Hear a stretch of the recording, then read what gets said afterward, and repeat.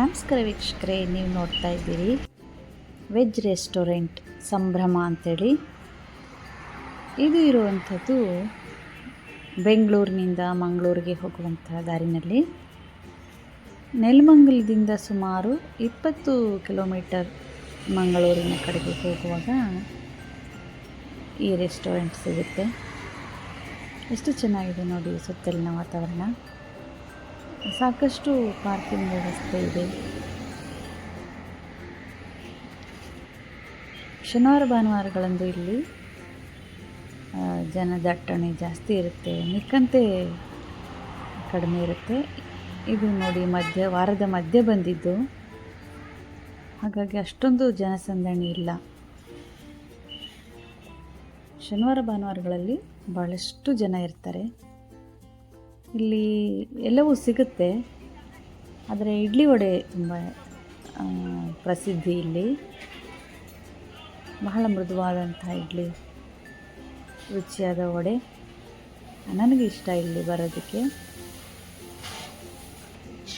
ನೀವು ಒಮ್ಮೆ ಬಂದು ರುಚಿ ನೋಡಿ ಎಷ್ಟು ಚೆನ್ನಾಗಿ ಜೋಡಿಸಿದ್ದಾರೆ ಇಡ್ಲಿ ವಡೆ. ಬಹಳಷ್ಟು ಬೇಡಿಕೆ ಇಲ್ಲಿ ಇಡ್ಲಿ ವಡೆಗಿದೆ. ತುಂಬ ವೆರೈಟಿ ಏನಿಲ್ಲಿ ಸಿಗೋದಿಲ್ಲ.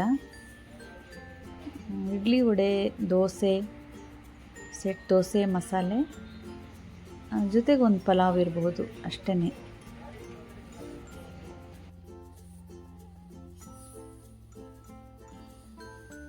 ಬೆಂಗಳೂರಿನ ಹೊರಗಡೆ ಹೋಗಬೇಕು ಅಂದರೆ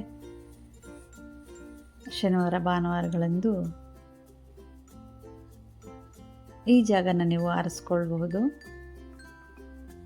ಬೆಳಗಿನ ಉಪಹಾರವನ್ನು ಮಾಡಲಿಕ್ಕೆ. ಯಾವಾಗಲೂ ಸಿಟಿ ಒಳಗಡೆನೇ ಇದ್ದು ಬೇಸರ ಆಗಿರುತ್ತೆ. ಹಾಗಾಗಿ ಒಮ್ಮೆ ಹೊರಗಡೆ ಬರೋದಾದರೆ ಸಂಭ್ರಮಕ್ಕೆ ಭೇಟಿ ಕೊಡಬಹುದು. ಸುತ್ತಲಿನ ಪರಿಸರವೂ ಸಹ ಬಹಳಷ್ಟು ಚೆನ್ನಾಗಿದೆ. ತೆಂಗಿನ ತೋಟ ಇದೆ ಎದುರುಗಡೆ. ವಿಶಾಲವಾದಂಥ ಮಂಗಳೂರು ರಸ್ತೆ ನೋಡಿ ಎಷ್ಟು ಚೆನ್ನಾಗಿದೆ.